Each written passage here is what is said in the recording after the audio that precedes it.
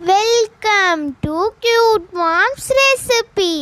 அஸ்ஸலாமு அலைக்கும் ஃப்ரெண்ட்ஸ், எல்லோரும் எப்படி இருக்கீங்க? எல்லோரும் நல்லா இருக்கணும்னு இறைவனை வேண்டிக்கிறேன். இன்றைக்கி நம்ம சேனலில் ஒரு சூப்பரான சாம்பார் ரெசிபியோடு வந்திருக்கேன். இந்த சாம்பாருக்கு நான் கொடுக்குற மாதிரி சில தாளிப்புகள் கொடுத்தீங்கன்னா வீடே மணக்கிற மாதிரி அருமையான சாம்பார் ரெடி ஆகிடும்.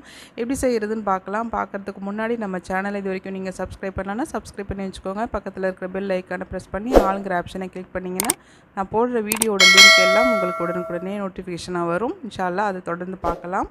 இப்போ வாங்க நம்ம வீடியோக்குள்ளே போகலாம். இப்போ குக்கரில் நான் ஒரு 100 கிராம் துவரம்பருப்பு எடுத்து வச்சுருக்கேன். இதை அலசிட்டு நான் எடுத்து வச்சுருக்கேன். இதில் ஒரு கப் அளவுக்கு வெங்காயம் சேர்த்துக்கலாம். சின்ன வெங்காயம் சேர்த்துக்கிட்டிங்கன்னா ரொம்ப டேஸ்ட்டாக இருக்கும். நான் இப்போது அவசரத்துக்கு நான் பெரிய வெங்காயம் சேர்த்துருக்கேன். ஒரு மீடியம் சைஸ் தக்காளி சேர்த்துருக்கேன். ஒரு அரை டீஸ்பூன் அளவுக்கு மஞ்சள் தூள் சேர்த்துக்கலாம்.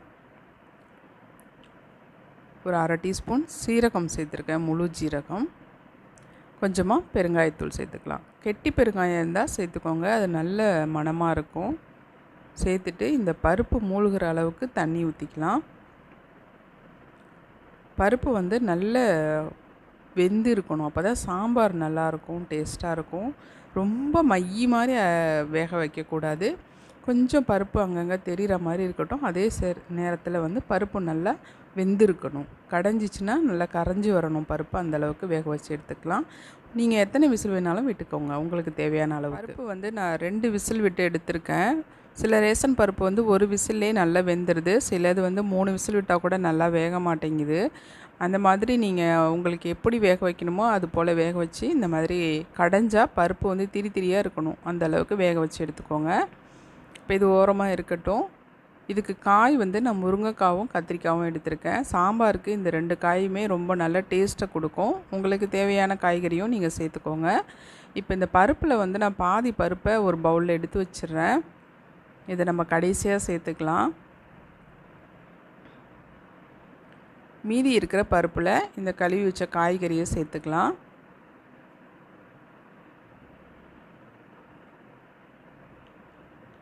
இப்போது இதில் ஒரு 1.5 டீஸ்பூன் அளவுக்கு மல்லித்தூள் சேர்த்துக்கிறேன். அரை டீஸ்பூன் சீரகத்தூள், அரை டீஸ்பூன் மஞ்சள் தூள் சேர்த்துக்கலாம். சேர்த்துட்டு இந்த காய் முழுகிற அளவுக்கு தண்ணியும் சேர்த்துக்கலாம்.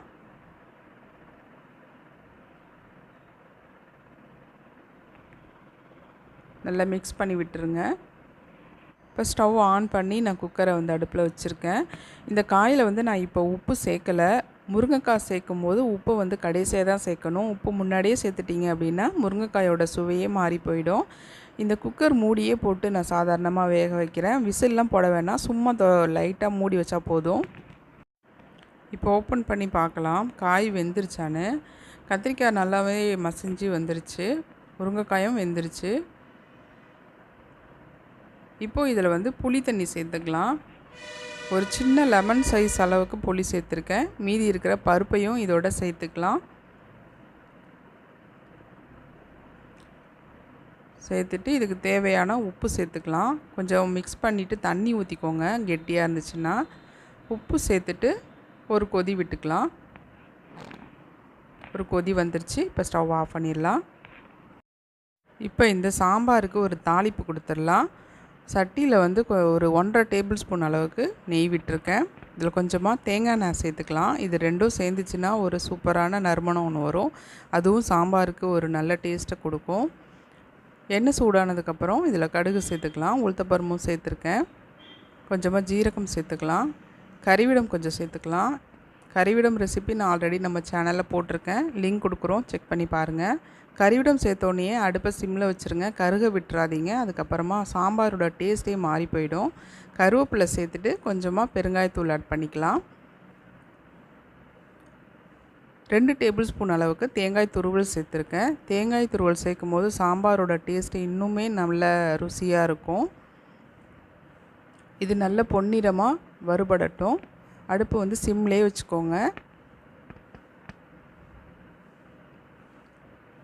இந்த தாளிப்பு தான் சாம்பாருக்கு ஒரு நல்ல டேஸ்ட் ஒன்று கொடுக்கும். 1.5 டீஸ்பூன் அளவுக்கு சாம்பார் பொடி சேர்த்துருக்கேன். நீங்கள் எந்த விதமான சாம்பார் பொடியும் சேர்த்துக்கலாம். 1/2 டீஸ்பூன் அளவுக்கு மிளகாய்த்தூள் சேர்த்துருக்கேன். மிளகாய்த்தூள் வந்து காரமாக இருக்கும், அதனால் நான் 1/2 டீஸ்பூன் அளவுக்கு சேர்த்துருக்கேன். இது நல்லா மிக்ஸ் பண்ணிக்கோங்க. இப்போ நம்ம ரெடி பண்ணி வச்சுருக்கிற சாம்பார் இதில் ஊற்றிடலாம். ஊற்றிட்டு கொஞ்சமாக தண்ணி அலசி ஊற்றிக்கோங்க.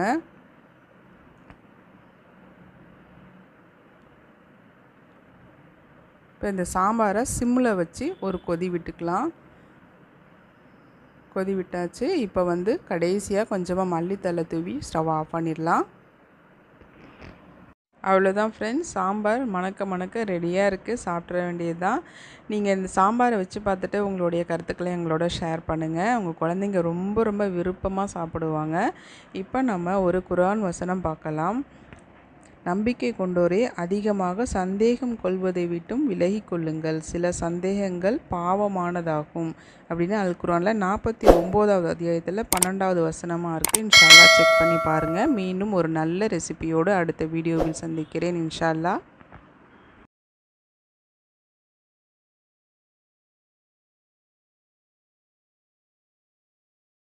இந்த வீடியோ உங்களுக்கு பிடிச்சிருந்தா லைக் பண்ணுங்க, ஷேர் பண்ணுங்க, கமெண்ட் பண்ணுங்க. மறக்காம நம்ம சேனலை சப்ஸ்கிரைப் பண்ணிக்கோங்க. தேங்க்ஸ் ஃபார் வாட்சிங்.